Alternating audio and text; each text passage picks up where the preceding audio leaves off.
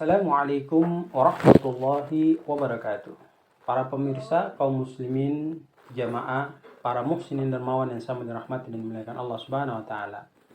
Bersyukur kepada Allah dengan selalu membasahi lisan kita menggunakan kalimat alhamdulillahirabbil alamin. Bersalawat kepada Nabi sallallahu alaihi wasallam dengan kalimat Allahumma shalli ala Muhammad wa ala ali Muhammad. Semoga salawat yang kita basahin pada lisan kita menjadikan keberkahan untuk kita agar kita mendapatkan syafaatnya Rasulullah SAW ketika kita kembali menghadap Allah Subhanahu wa taala. Ketahuilah sesungguhnya surga itu merindukan 4 kelompok. 4 golongan manusia yang apabila kita termasuk di dalamnya maka kita akan dirindukan oleh surga. Siapakah mereka yang dirindukan oleh surga? Yang pertama, orang yang ahli Al-Quran. Orang yang selalu senantiasa menyisihkan waktunya untuk mempelajari Al-Quran. Kita ketahui begitu banyak dalil yang menjelaskan tentang bagaimana manfaat daripada belajar Al-Quran. Khairukum man ta'allama Al-Quran wa 'allamahu. Sebaik-baik kalian adalah orang yang mempelajari Al-Quran kemudian mengajarkannya. Di sisi lain, Nabi Shallallahu Alaihi Wasallam menegaskan iqra'ul Quran fa innahu ya'ti yaumal qiyamah syafi'an ashabihi. Bacalah olehmu akan Al-Quran, karena sesungguhnya Al-Quran itu kelak di akhirat dia akan datang memberikan syafaat kepadamu. Kelompok yang pertama. Kelompok yang kedua, mereka yang selalu senantiasa menjaga lisannya dari berkata yang tidak bagus.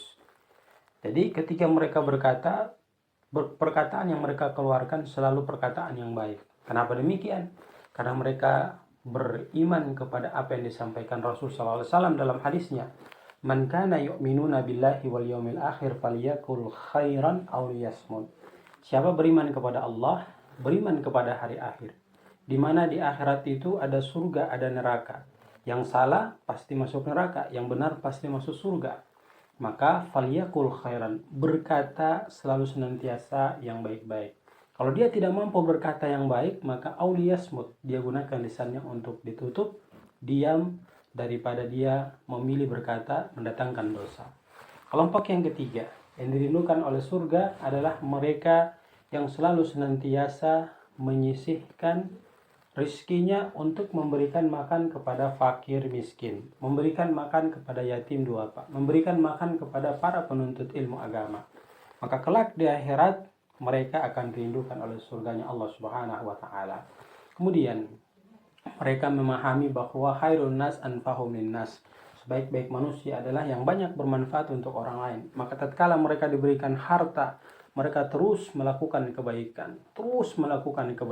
Tak henti-hentinya, tak bosan-bosannya.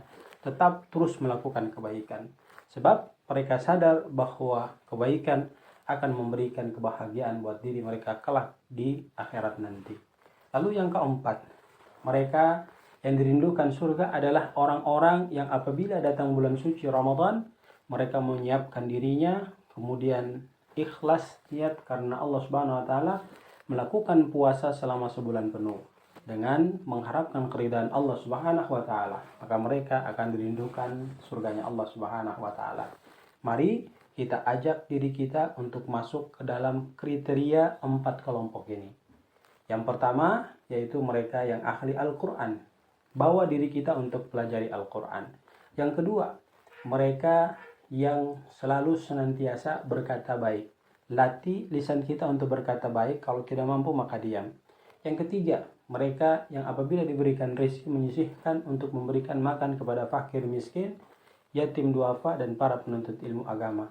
Maka ketika kita berada pada posisi yang ketiga, memiliki harta, siapkan harta kita untuk diberikan kepada fakir miskin, yatim duafa, dan para penuntut ilmu agama.